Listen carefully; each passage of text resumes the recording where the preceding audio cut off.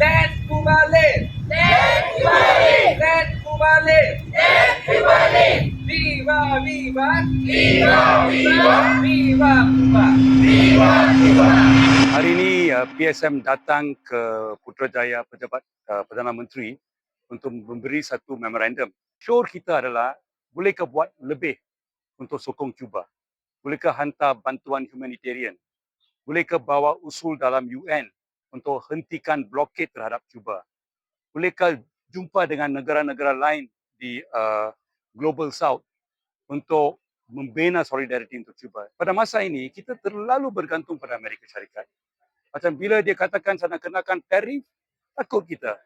Sampai kita menari dengan dia untuk hentikan tarif. Kerana kita takut jika dia kenakan tarif yang lebih tinggi untuk Malaysia berbanding dengan Thailand atau Vietnam, investor akan lari ke sana dan kita ada masalah ekonomi.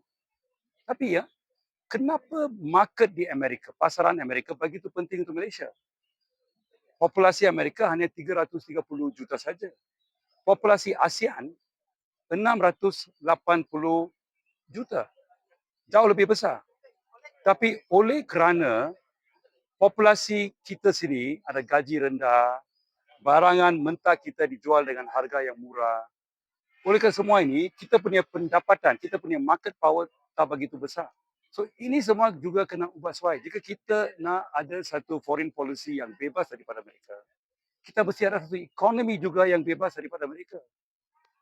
Kita kena kaji balik apakah yang diucap, yang dibawa oleh pemimpin kita dalam Bandung.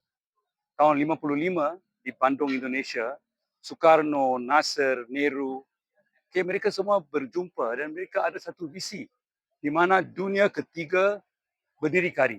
Ini tidak boleh dibuat oleh dalam satu hari.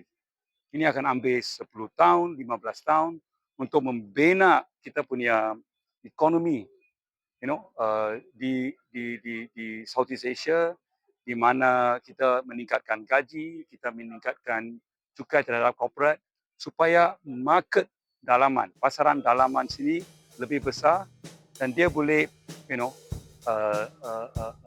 menempuhi berkeperluan untuk pembelian lah.